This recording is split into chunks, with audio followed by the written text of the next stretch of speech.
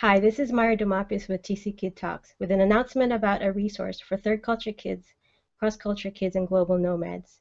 Today I have with me Michael Pollock, chair of the FIGT Scholarship Committee, and 2014 scholars Cate Brubaker, Danau, Tanu, and Joyce.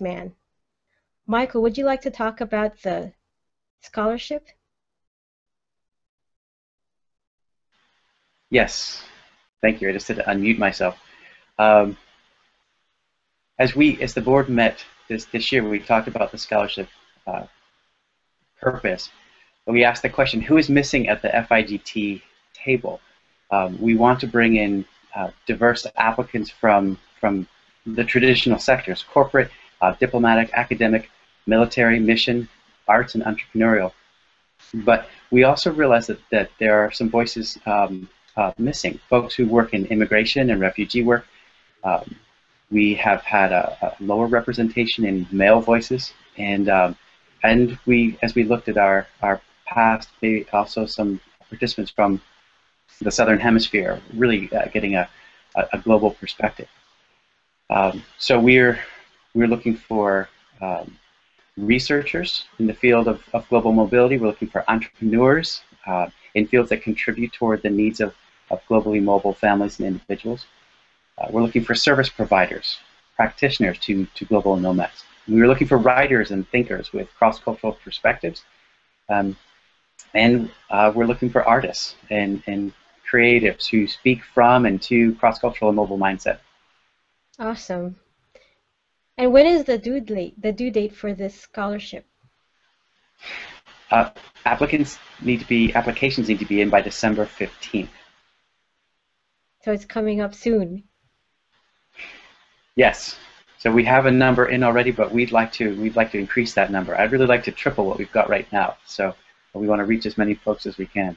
And as I understand, these are for first-time attendees of the FIGT, Families in Global Transition Conference. Is that correct?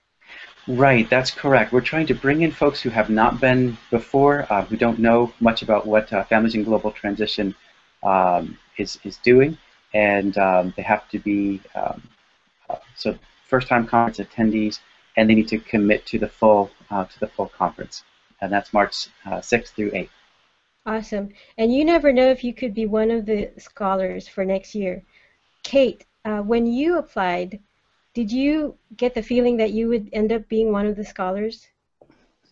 No, actually, I really was surprised when I found out that I'd received the scholarship because I'm not directly in the TCK world. I work kind of outside of it, and I have connections to the TCK world. So I remember in my scholarship application, I explained that I thought I could bring a different perspective, and I'd love to make more connections in that world and kind of bring the intercultural world that I'm in kind of together with the TCK world. So I was very excited when I found out that I was going to be able to attend last year. Nice. And what is the work that you do? What is your organization's name? I run a website called smallplanetstudio.com, and I help people who have been abroad, whether they're studying abroad, or volunteering, or they're expats, or traveling around the world, and they're going through that reentry phase. So they're going home for whatever reason, and they're saying, great, I'm home, I've had this wonderful experience abroad. What do I do next? How do I deal with this? And how can I keep the global in my life? So I help people figure out the next step and keep the global, keep their lives focused on the global, no matter where they are or who they're with or what they're doing. That sounds awesome. And that's especially helpful for people who live in more monocultural environments where maybe the city or town isn't as global as other cities. Yeah, yeah. Well, and there's a lot of people who they've spent a lot of time abroad and it becomes a huge part of their identity. So it was for me. And then for whatever reason they decide that they want to settle down or they need to. Maybe they have kids or they have a spouse who needs to be working a certain location, or they just decide they want to be near their family. And and they kind of feel like, well, how do I maintain that global part of my identity in my life now? And especially if they're living in a place that doesn't seem global. Sounds like an awesome service. How did the FIGT scholarship and being at the conference help you? Well, it was helpful because I've always wanted to attend FIGT, and so the financial aspect was definitely helpful. I live in North Carolina, so I'm not too far away from the conference, but the financial aspect of it made it able for me to add that conference to my year, and so I was really excited to finally go after so many years. And I got to meet so many people, some people who already knew about my website, which was really exciting, and met some people who had attended some of my online events, and I got to meet lots of new people and make some new connections. And then there are also 2 people from FIGT who I invited to participate in an online event that I'm hosting in January 2015, which is the Living Your Ideal Global Life Summit. So I think for me it was, it was a lot of the connections that I made that are wonderful for my website and my business. On a personal side, I've never really considered myself a real TCK because when I went abroad as a teenager, I went by myself. I didn't go with my family. And so I just never really thought of myself as a TCK. And when I was at FIGT, it was amazing because I thought, oh, I really get these people. And they get something about me that no other group that I've been with really understands. And so for me personally, that was very fulfilling to find people who understand aspects of me that very few people really understand. And I remember the final event. The event at the conference was Elizabeth Liang's act, and I was at the table with Danau when we were all crying pretty much because it hit us to the core, because that was the only act that I've ever seen that really told my story, and I didn't even have to share the same exact details or the countries that she traveled or lived in, but as a woman especially, her story really hit me to my heart. Absolutely. And yeah. Like I was saying, I was crying too. I thought, oh my gosh, like, somebody really understands these parts of me that I don't talk about, that I didn't even think about sometimes. And she's actually one of the guests we have in our summit that I'm hosting in January. She's going to be talking about her show. Nice, and I'll have the links for your show in the description for this video on YouTube. Oh, good. Danau, you remember being there? Yeah. Yeah. Oh gosh, I was sobbing. I mean, initially I thought it's a one-woman show. I mean, seriously, what can one woman on a stage do? And I was quite skeptical about it. But Ruth Van Raken, she was like, "This is good." I'm like, "Yeah, sure." But once it started, about 5 minutes in, I started to feel tears rolling down. I'm like, okay. By the end of it, I was sobbing. I was a complete wreck, and I think a third of the room was a complete wreck, wasn't it? We all reached for tissues. Yeah. I mean, I saw Elizabeth, Lisa, and I was like, what did you do to us? Because, I mean, yeah, that was really powerful, because it really, and the really good thing about it was that it's a TCK story. She uses the TCK story, but the themes that she introduces in the story is very universal, like that sense of isolation, that desire to belong, and also about being, I guess, being a woman, what that means. And I think that was the beauty of it, that she could use this TCK story, but then it reaches out beyond, way beyond just this, very specific experience of moving around with your parents, going to international schools, and I think that was the real beauty of it. Yeah. Yeah, there's human themes in there. Also, the relationship between men and women was there also. It was very fascinating. Yeah. And Danau, you actually add to the table, on top of that, the issues of identity, the experience of Asian TCKs. And that was part of your presentation at the FIGT conference for 2014. Can you tell us how the scholarship helped you? Yeah, well, I found out about the conference quite a few years before that. So I did my PhD on third culture kids, looking mainly at the intercultural dynamics within the international school, and also focusing on Asian TCKs, because that story really hasn't been told. And as much as I could relate to all the things that had already been written about TCKs, I also felt like there's part of my story that wasn't told. And that was the story about being Asian in international school, and being Asian in Western settler countries and all of that, as a TCK. And so I really wanted to tell that story, but I was waiting for about 5 years to go to this conference because I lived in I'm from the University of Western Australia, and I was living in Australia, so going to the US for a conference was quite costly as a student, especially. And I wanted to go when the research was finished and I had something to say. And so I went at the very end, after I had submitted the thesis. I went, and I really wanted to have the Asian third culture kid story incorporated into this big conversation we're having. And that's what I did. And a scholarship really helped, basically, because I was a student. And yeah. It was so awesome to see you there. I've read your work, and you've been in the community, and you've been contributing, your research and your findings and your perspectives to conversations. It's so hard to believe that was actually your first time at a FIGT conference, because you've been around. Your work is in Writing Out of Limbo, correct? What year was that published again? Writing Out of Limbo, I think it first came out in 2011, the hardcover. And then the electronic version, maybe 2012.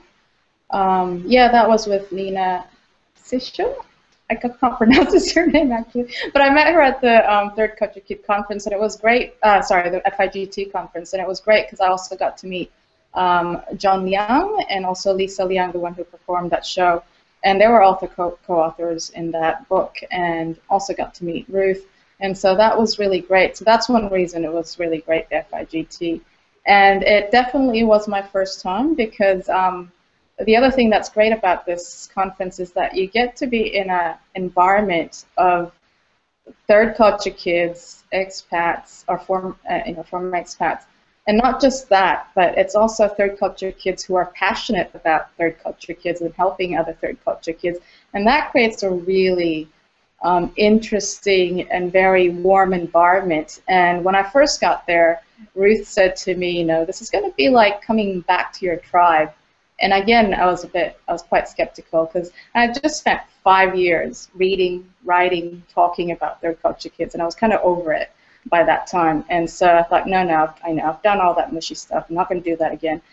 But I got there, and the first night, we were talking, and I could, I was in a conversation. I could feel a bit teary, and I thought that's definitely jet lag. Second day, again, I felt, a bit teary, and I thought, no, that's jet lag. By the second night, I was having a conversation with Ellen Mahoney from Sea Change Mentoring and Fanta Aw from, I think, American College. And I just started crying. And one of them was like, what's wrong? And I said, I don't know, this is like my first Third Culture Kid conference. And then Ellen said, oh, don't worry, I know how you feel. I know exactly how you feel, because I was like that last year when it was her first time. And so, and it was just the first time I felt like, oh my gosh, these people actually get me. Yeah, so it was just really great in that sense. And Joyce, it was your first time also at a FIGT conference. It was my first time meeting you. Mm-hmm. Can you tell me how attending the FIGT conference impacted you, and how the scholarship helped you? Like Danau, I had been very interested in the third culture kid conversation, but always felt sort of like Asians were left out of it, or it wasn't fully reflective of what me and my Asian friends were speaking about. And for a very long time, I wanted to talk about these issues. I had been in contact with Ruth Van Recken after reading her book, and as a journalist, I wanted to ask these questions and write stories about them. But I think there's a certain part of me, maybe it's the Asian stereotype.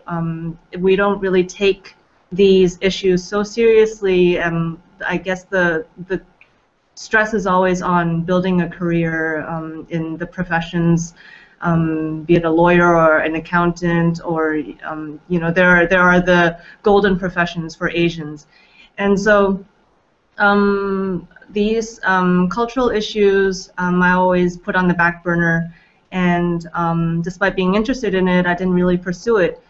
And until I stumbled upon the FIGT conference on the website and saw that there was actually a scholarship supporting people like me who wanted to go to the conference. And so I applied, and I was really, really happy and surprised that I got the scholarship. And going there actually just propelled this project that I had in my head for several years into reality. I had wanted to write a column for a newspaper about Asian TCKs, or maybe a blog, and never thought it was possible until I actually went to DC and attended the conference and spoke to so many people who were so encouraging, and who had so many ideas to add to what I was thinking about, and who sort of identified with what I was trying to do.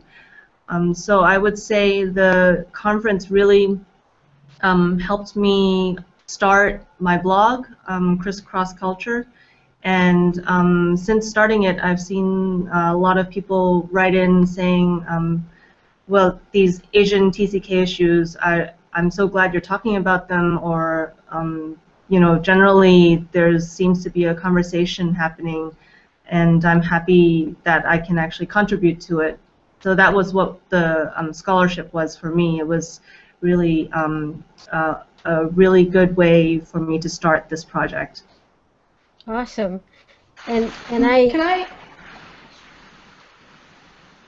add to that? I really love Joyce's blog because, as Joyce says, it's the first time there's somebody talking about Asian third culture kids, and the recent post she had was about Korean third culture kids.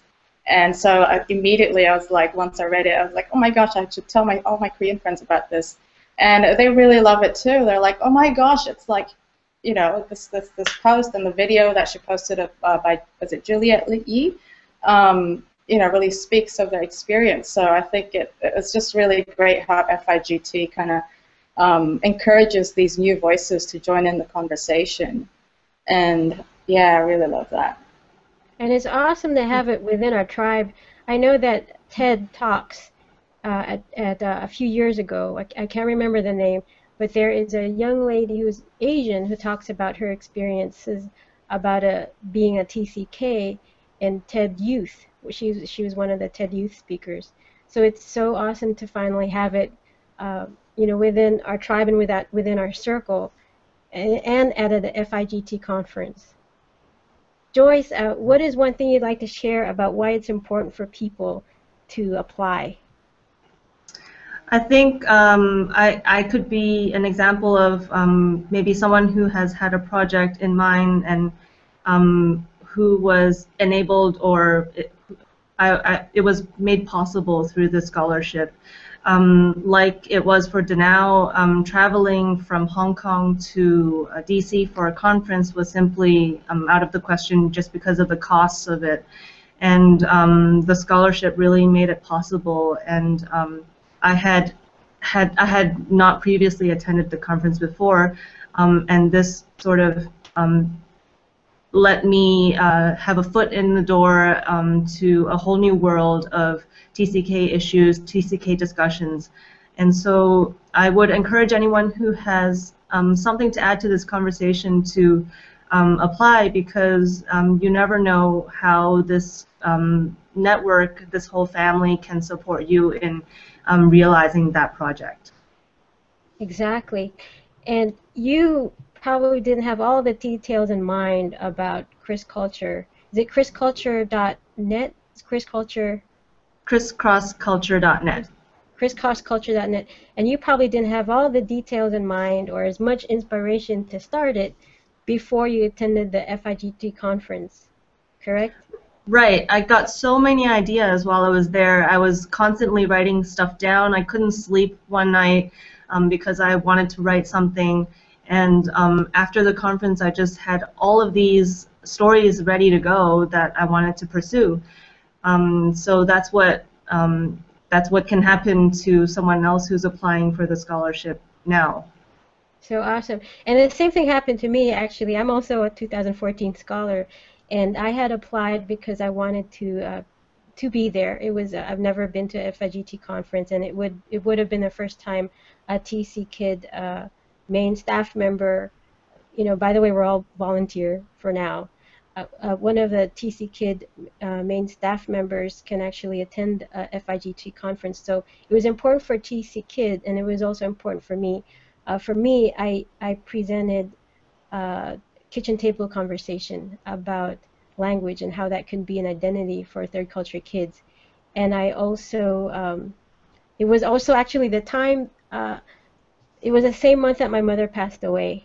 And when I shared my story about my experiences being a sandwich generation caregiver and a single mother at the same time, and as a TCK, there are certain aspects about that journey for third culture kids and global nomads or globally mobile families in that journey of aging and retirement and facing death or disability that is very isolating.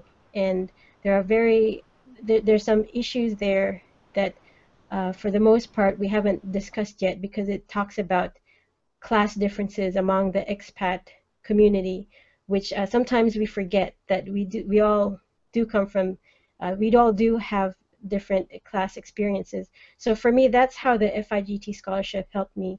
Not only did I not have the financial resources, but it, like you, Joyce, it helped me realize how this is a story that needs to be told. The story of people who may not be as resourced as others.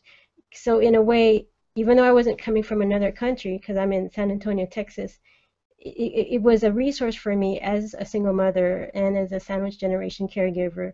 And for others out there who are sandwich generation caregivers or working mothers or single mothers, I encourage you especially to apply, because I know that there's others out there with battle scars. There's others out there with unique stories that just need to be told. And Danau, would you like to say something about why it's important for others to apply to the scholarship? Yeah, sure. But before that, didn't you start a blog after FIGT? Like, what happened after? Oh, that's true. I forgot to mention. So after the conference, I actually started a blog called The Last Boarding Call. So you could actually look it up at thelastboardingcall.com, and we'll have all these links somewhere on this page, around here, or in the description.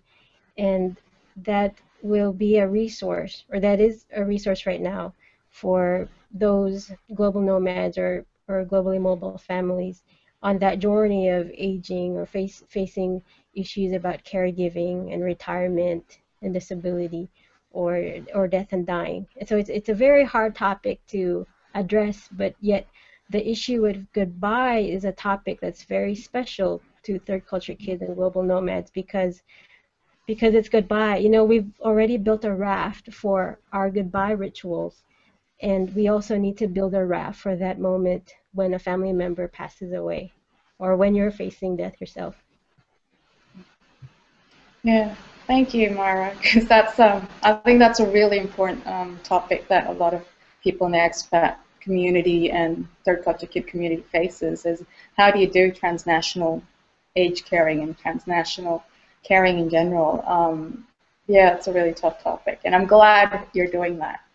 Right. And I remember talking to you and Dr. Fanta Alf about it, and we were talking about, you know, our family members, different family members' reactions to talking, even just talking about death. You know, because for me, it's like, where are you going to be buried? That's such a hard question to answer itself, and then, but you have to be prepared to answer it, because you don't want to be caught off guard, not ever having thought of that before, when all your family members are scattered around the world. Yeah, and I think a lot of us are starting to face aging parents, and yeah, that's a really important question, question, and I'm glad that you're doing that, so I can read it instead of me having to explore that myself, having somebody else going forward before me. And yeah, going on from there, I think it's a really good it's a really good conference to go to, and I would really encourage people, those who feel like, you know, you're reading all this stuff on third culture kids, and you feel as though, you know, there's part of your voice that's not there.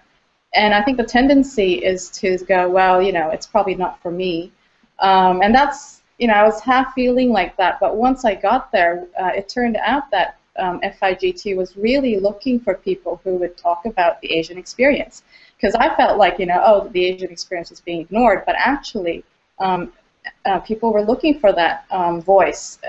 But because, and they needed people to come up and take up that mantle to speak about it. And so I was really encouraged by that, and I was encouraged by the fact that when I got there, you know, I'm doing research, and that takes a lot of time, and I thought, oh my gosh, now I have to translate this research from, you know, academic mumbo-jumbo to, like, normal English.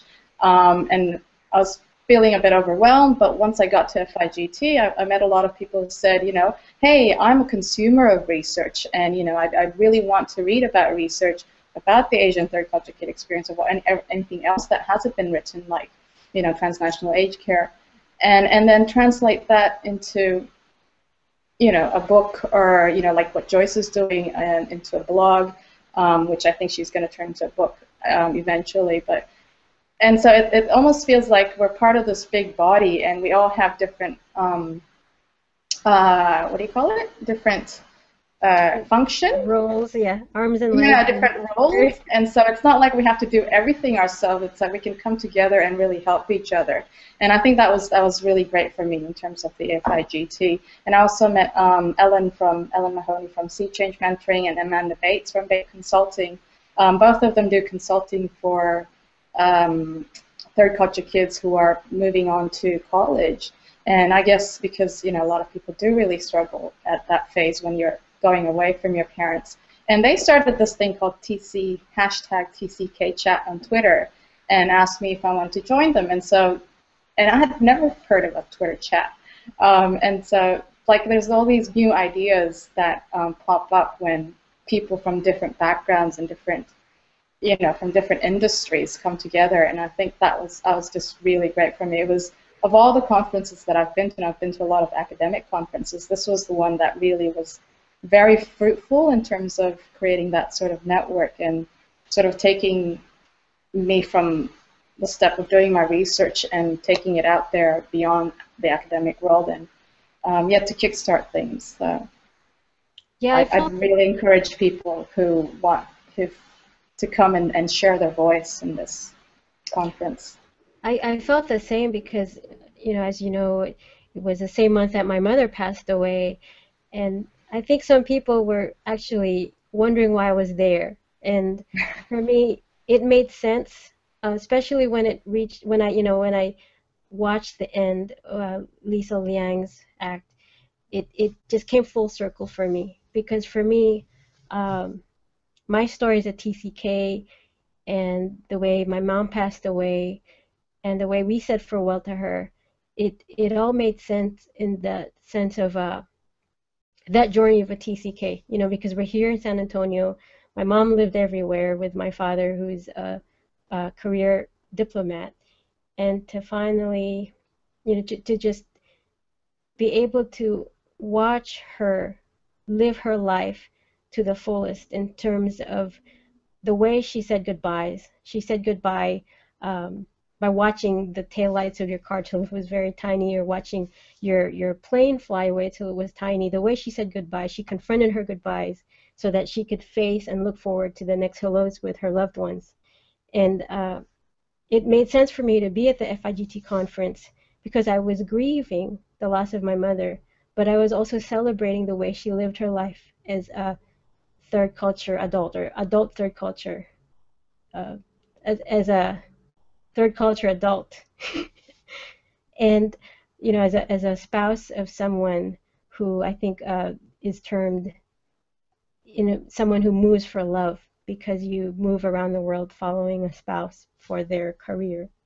And it was very appropriate for me to be there among, in my tribe and among people who understand me and who can understand the roles of a wife, a traveling wife, the roles of a mother, of a TCK.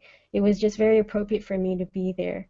And so it made sense for me to be part of that atmosphere while I was grieving the loss of my mom. So for me, I just want to encourage anyone to go there, because if I could be there while I was grieving my mom, you can get a sense that I could still find home while I was there. And I believe that's the theme of the FIGT Scholarship or FIGT Conference for 2015, Finding Home. Kate, do you have any words that of why others should apply for the scholarship application? Yeah, I would say that, so what Michael said at the very beginning, that FIGT is looking for new voices and wants to have more voices represented. And as somebody who came in from outside of the TCK world, I would encourage everyone to think about applying, because you can get a new perspective by attending a conference that seems a little bit outside of what you do, but is still related. And I think you can find a new home. So I would definitely recommend that if you're, if somebody's interested. And the other thing that I want to mention that I like is that it's not just for students. I'm not a student. I haven't been a student for a while. And I actually also teach at a university, and I do consulting for international schools. And so I really liked that I was able to apply for scholarship to attend a conference that I'd been wanting to attend. So, I just recommend it to everyone. Give it a shot. Again, the deadline, Michael, is December 15. That's right, Myra. And what are your final words about why people should apply for this scholarship?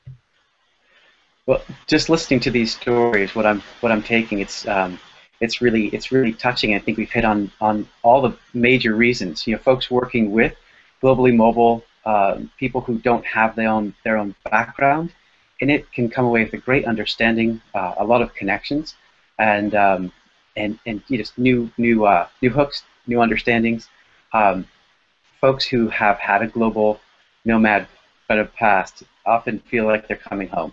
And even though I was not a Pollock Scholar, I presented the last 2 years, having come back from living in China, and just found very much a home community. But the fact too that it's very diverse already, and we want it to be more diverse. But because it is cross sector, because it invites in folks from all fields of the globally mobile population. I think it's unique, and so again, just to reiterate that it's the voices, people looking for information, but also sharing information, and amazing things get started. It's a very dynamic community.